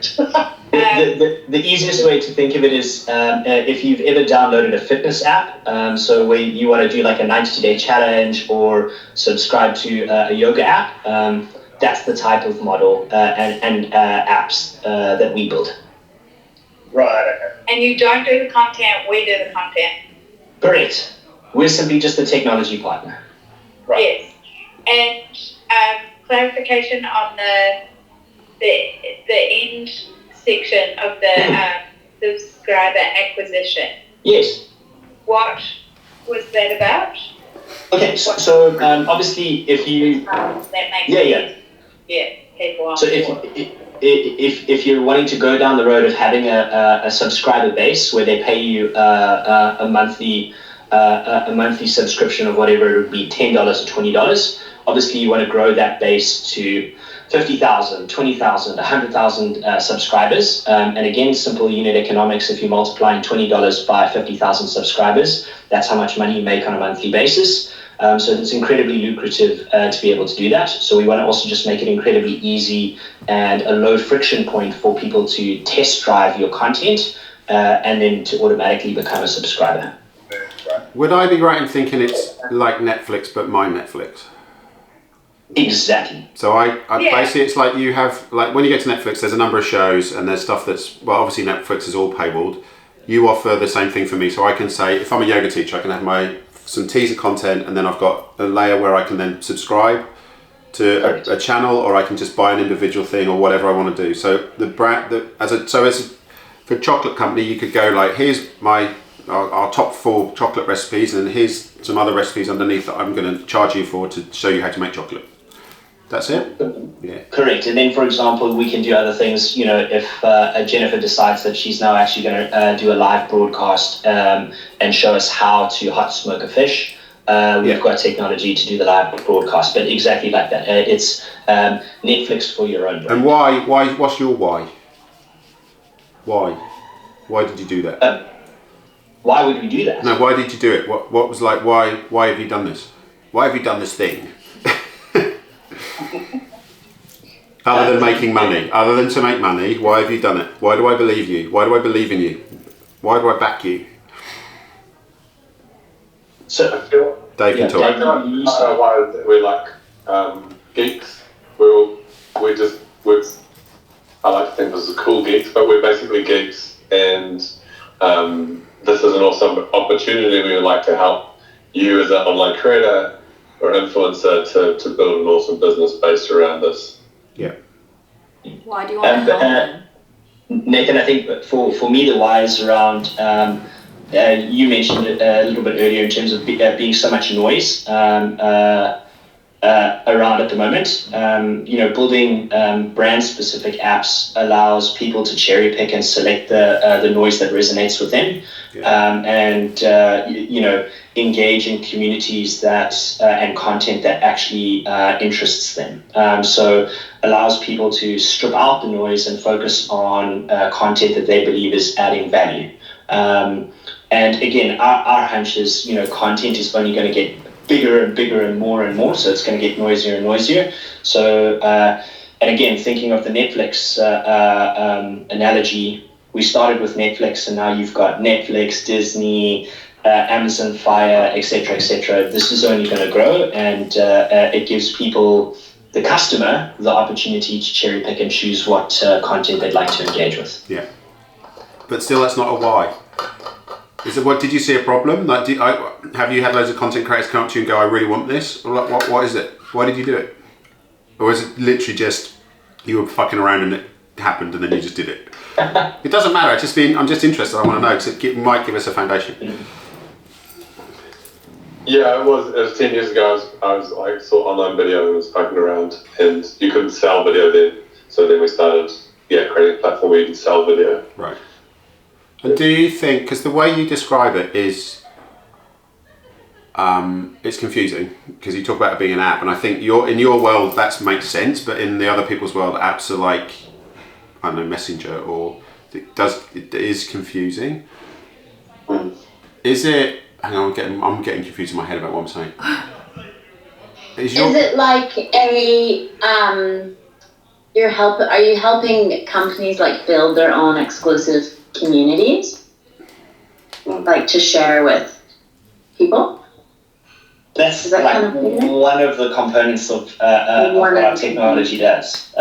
So, I mean, a community in the most basic sense is one of the things that we do. But Nathan, like going back to that point, we have customers and prospective customers that come to us asking specifically for apps. Yeah. No, I get that. Yeah. From an acquisition perspective, we do need to be clear on the fact that we build apps because that's also the expectation of what our ideal customer is expecting from us. Yeah, I get that. It's just that sounds like you just make any apps, right? That just sounds like you're an iOS coder basically to me. And I'm not saying I'm right. I'm just being honest and open because we have to have this conversation. It is really unclear. Yeah. It is really unclear. Do you enable people to be broadcasters? To a certain degree, yes. You kind of enable me to be TVNZ or to be Disney, kind of. If you wanted to. Yeah. I think one point I might have is a little bit around the community, is around the membership base. Like our core metric is how many paying members you have, and how engaged they are and how happy they are. So like we try to grow you. So our biggest customer is like 50,000 paying members, and that's our like North Star is how many paying active members are on the platform and on each quarter. Which is an audience, effectively, right? It's what you enable people to do is monetize their audience. Basically, at the end of the day, you're a content creator, you've got an audience, you're on TikTok, you're getting fuck all. With us, you can earn money from your audience, basically, right? Yeah, 24/7. That's the top line. What you do, like I know you build apps and you do. There's other parts to it, but at the end of the day, if I was explaining this to Joni and I said that we could monetize your audience, then that's going to pique her interest. And I assume that we're only talking to content creators at this point. Yeah. So that for me makes it much clearer. Like there's a value benefit in there, and you do that. I mean, you do other stuff, but in a lift, you could explain it to your mum, and she'd get it. Yeah. Make sense? What do you guys think? Does that make more sense? If I said those guys enable you to monetize your audience, you'd understand. Yes. You'd just understand what they did. No, I mean you wouldn't understand exactly what they did, but you'd go, okay, I can see why I'd want to do that. Yep. Yeah, okay. It'd pull you in to ask more questions right away. Okay. All right, it's chocolate time. It's chocolate time. I wish it was chocolate time. Okay. Why do I need your chocolate? Why? Why? It's different. Perfect gift. It's craft, so it's bean bar.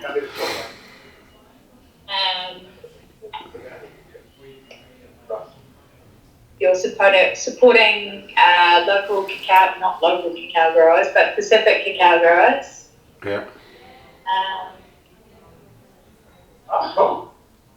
It's fun. I'm in. Give me the chocolate. Why did you decide to make chocolate? What are you thinking? What were you thinking? Well, both of our stories will be different. I was running a health food company, and it was really hard, and I folded it and said, why didn't I just make chocolate instead? And then met Clayton and got involved in the business. And Clayton is coming back. He is just an obsessed chocolate baker. He is, I mean, the alchemy of it is really wonderful to work with. You know, that it's a fruit on a tree, and then it's this amazing bar in your hand, your mouth. Why do we do it besides money? It's really fun. Chocolate people are lovely people, and can't work one else. I'm listening. I'm just going to write some things on the board for me. So if I disappear, I'm not leaving. I'm just over here with the board. We could look at you so that we feel like. No, I don't want them to. Why? No, I don't want them to see. Why? Because it's my notes from my head. Oh, they don't want to see. And that will help them. That will help them later. I don't want to help them. I want to help them. Okay. Talk to me more about your chocolate. Can you hear him? Yeah, I can hear. What's the difference? Okay, so if you told me all those things, why would I then suddenly go, oh, okay, I'm going to choose you over the other chocolate that says exactly the same? Because all chocolates say that, really. I know, but you know that, but your audience don't. They just assume you're the same. What is it about you that's different? The flavours are unusual.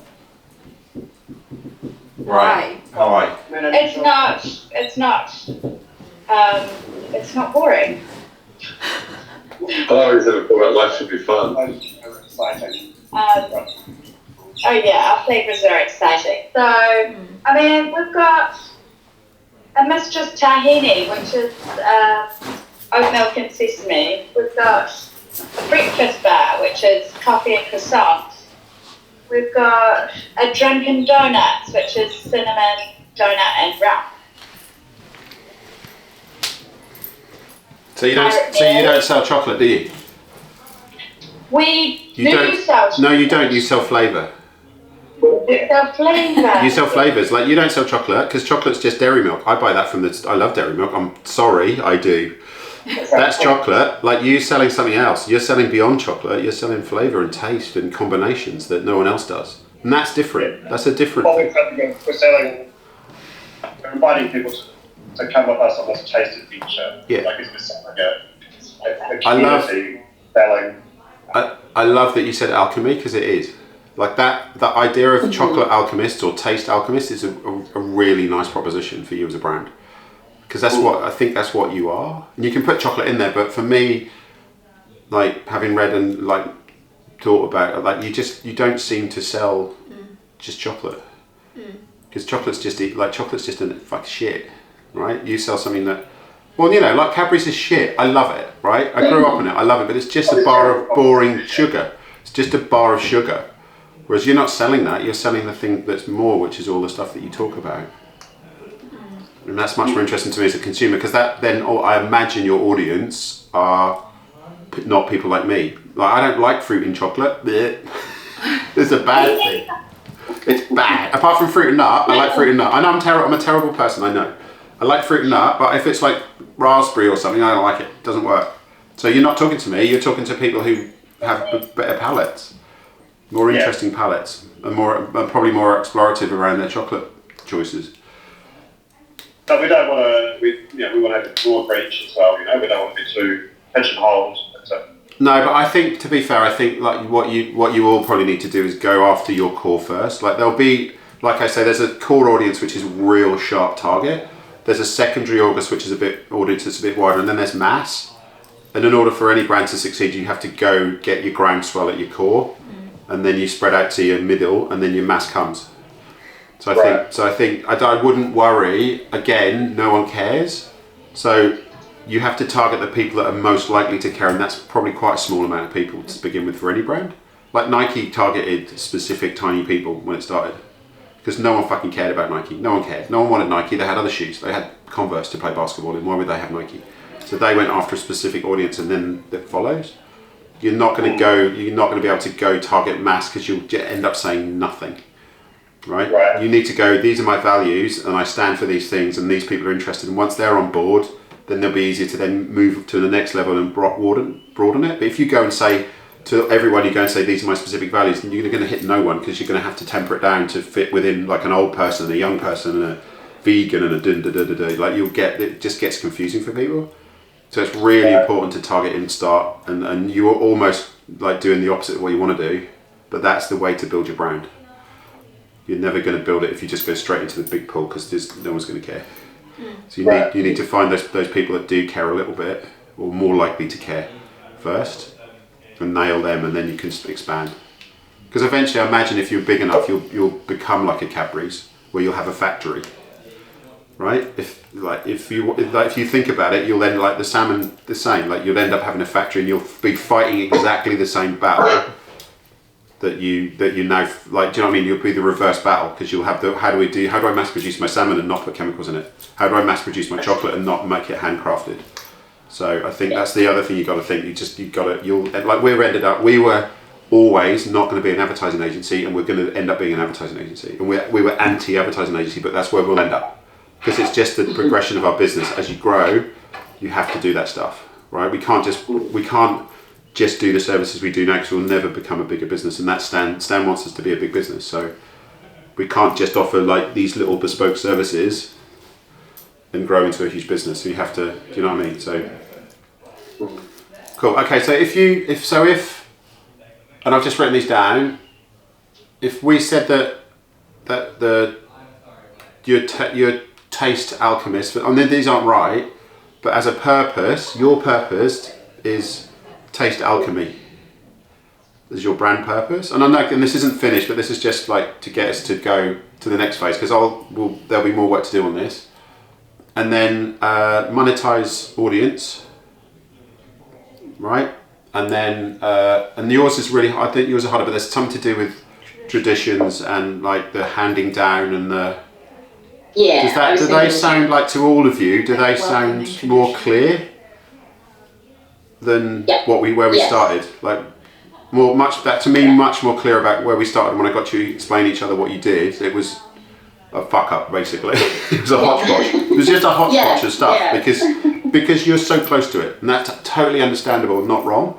You're all so close to your business that you love it and you think it's awesome, which it is, but you just forget that no one else gives a shit. No one cares. In order to make them care, we have to pin it on something that's believable and they want. And I think those three, and again, like I say, there'll be work to be done on them, but as just a base proposition for you all, that makes much more sense to me.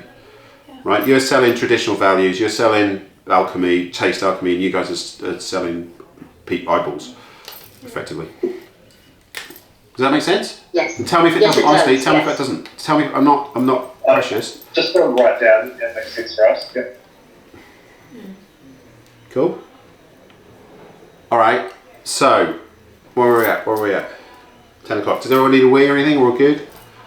No, all good. All good. I might have to go in a minute, but I can get you started. I'm probably going to have to go jump in the kitchen because we had a staff member call in sick today, so I'll leave. I think it's a laboratory, my friend. I don't think that's a kitchen. I think that's like Harry Potter in there. That is what that is. I guess that and bring some more coffee, basically. But yeah, lovely to meet you guys, and I'll be fully in for the further session. Perfect. All good. Yeah. Okay. Thanks. Go and enjoy Go and get some dry ice and make it come out from under your doors. Yes. So are we clear on our target, our core? Like I said, you get the idea of the ABC audience. Yes. I think we're probably pretty clear actually. Most people are really clear on what that is. Would that be fair to say? Yes, I think so.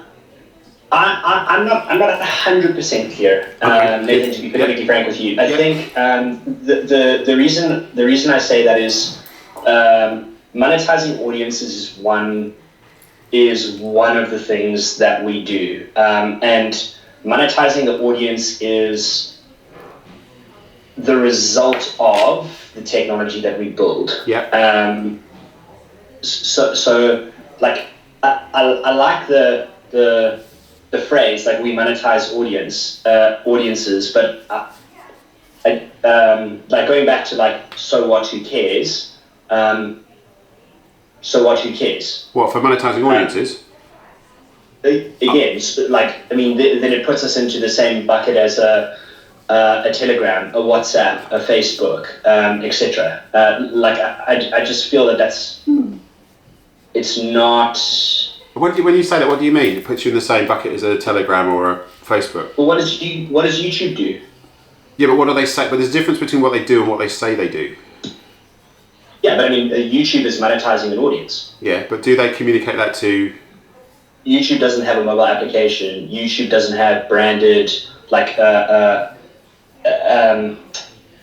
specific focus on the actual content creator and how we help enable the content creator. I just feel like there's maybe like a layer that's missing.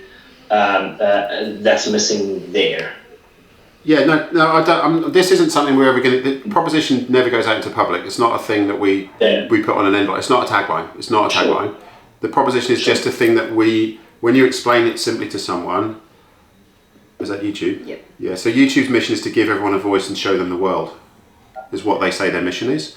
Yours is, you know what I mean? And that's. I get what you mean. The point of doing this is what's the benefit to me when you tell me about your business. When you tell your core audience about your business, what is the benefit? Right? Beyond you make stuff that you think's awesome.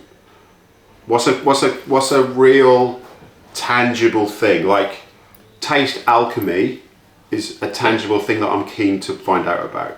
Tradition for the audience that we're talking to there is something that I value. Like what's the thing that I, as a content creator, what's the part of that thing that you give her that is of massive value to her that she doesn't have already? Well, an app experience that is unique. But why is that value to me? Well, because Joni can go to any app development agency and pay crazy amounts of money to have a custom built app. She can go to any one of our competitors and get a templated style app.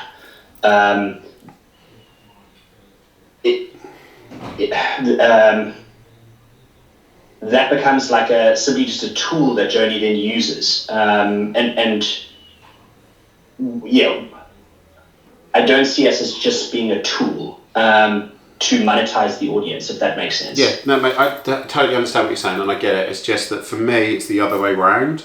Joni doesn't know the difference between you or any of those other companies. Well, see, I disagree. I really disagree. And the reason is, like, speaking to our customers, they come to us, and prospective customers, and they're highly opinionated. They have, typically already established businesses where they have a community which is monetized. They have very, very, opinionated perspectives on what they're wanting from a mobile application. We don't typically service someone who's like, oh, hey, like I've just got onto Instagram and like I'd like to monetize my community. I don't know what the fuck I'm doing on social media, but like I want to monetize it. Like we can't help that person, and that they're not a good fit for us. Yeah. The customer that's got 2 million followers on TikTok that has already got a handful of courses on their website that is wanting to transition to incorporate a subscription model. Like they already have an expectation, they already understand what the lay of the land in terms of the technology landscape looks like. Again, like something as vanilla as like we monetize audiences, I just don't think that. Yeah, I just feel like it's a little bit vanilla. Good, that's good. That's what I like to get shit wrong. So you get to this position where you know it's wrong. That's important. Like that's how we do. Like I can't. Do you know what I mean? Like this is really good. Yeah, Then sure. we're going to get to the point better. We're going to sharpen that. Like that's just the reason I do those is so that then you can do this and go no. I think it's different because you'll get to the solution better. So what? Okay, if it's not that, then what is it? No, that's a hard question. I know, but that's what the point of this. This is the point of this whole thing is so we can get to that, and it's going to be like this, where I'll be wrong, you'll be right, we'll all be wrong. But that's the way to boil it down to get to the thing, because you need a single thing. You need a single thing that I can believe in, and it's fucking hard. I know. Yeah. Why don't we take it away to refine it a bit more, right? I think high level that kind of sums up to general people what we do. But yeah, so that's again, and that's why the next conversation is the audience, because maybe that's to audience 3 that you do that. That's the mainstream, but we're not at the mainstream yet. So what is it we do for audience A that we need to be? Do you see what I mean? Yeah. Because that if you're big as Google, then that's good, but you're not yet. So maybe maybe just we think about if we're really clear on our audience and we have got it right. If you've employed us as an agency and we've come to you and given you this thing and you didn't know it's wrong and you put it out there, what would your customer actually? Where would the fall down be? Why would it not be right for your customer? And if it's not right for your customer, then what? Why is it not right? And why is it not right will lead you to what is right. Does that make sense? Yeah. Because, like I said, this is subjective, and we need to do this together. It's not just I can't sit here and tell you. I can help you get there, but you have to play a massive part in that because you understand your audience, your business way better than I do. So is that something? Should we just say that's for us all to do? Well, for me and you guys to do as homework. Yeah. Is to just sharpen that up and see if we can come with a couple. Like if we come in with a couple each next week and we can discuss that. That makes sense. And then so target audience, like I say, is really key. And you all sound like are you clear on the target audience? Really? I mean, you sound like you are. Yeah. Jennifer, are you clear? Yes. Yeah, I think so. So yes. tell us who your target audience is. My mother-in-law. Your mother-in-law. Perfect. I mean, do you know what? If you think about your core audience and your traditional thing, that fits. It's her, it's her to a T. And of course, it won't be forever your mother-in-law, but in order to get you the groundswell, we go for the mother-in-laws. What's her name, by the way? Juliet. Juliet. Okay. Is she lovely? She sounds lovely. She is very lovely. She is, she's amazing. And she's probably got really good skin because she eats a lot of salmon, I imagine. Yes. Yeah. Yes. And then. Yes, but she's does book club and golf and all the uppity mother-in-law things that just Perfect. Like lots of the finer things in life. Yeah, exactly. But that fits well for me. And then Erin, are you clear on who you're selling to? I think so. I mean, generally it's 40, 50-year-old women who give gifts. But I don't know if that's because we've targeted them or that's just what happened. How old do you say they were? Middle age. Just middle age. Yeah. Do you think there is because obviously, are you completely natural? Is everything natural and? Yeah. So there's probably a wider audience for you around the holistic kind of Graylin people, if I can say that. Oh, totally. We are bougie as fuck. Yeah, exactly. Yeah. So yoga people, wellness people, like all of that kind of. Sure. I mean, we're not going into ceremonial cacao territory, which we're excited about, but very artisan. Yeah. Age, sure. Yeah. Yeah. Perfect. So that's pretty razor sharp, I'd say. Like, okay. Yeah. Cool. And age, I think, is less of an issue when you've got in that situation. I think the age thing's probably less of an issue, whereas for Jennifer and for Nick, I guess, and Dave, I expect your ages are pretty targeted, are they? Bougie as fuck chocolate company. There you go, done. That's your poster. It's done. We're finished. I'm not going to go home. I'm going to retire. Nick, you're done for the day. Thanks very much. Yeah, but that's fucking good. It's good. Nick and Dave, are your audience pretty much similar agey kind of area people? Or does it vary?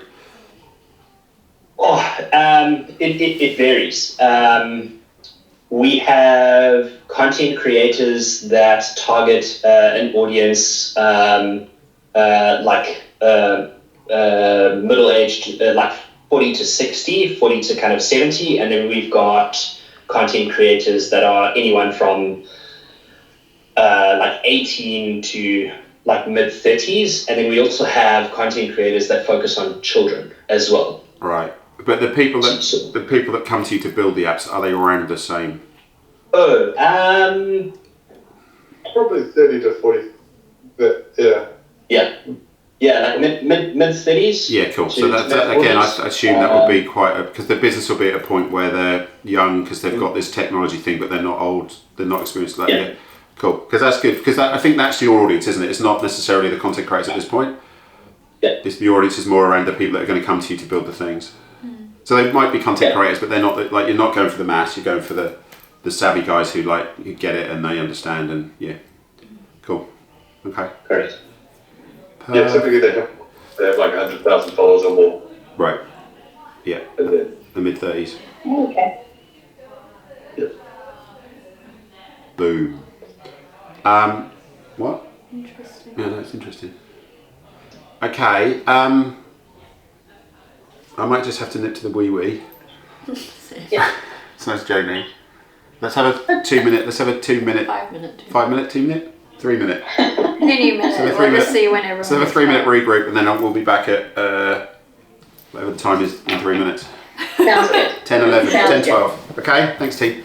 Okay, as well.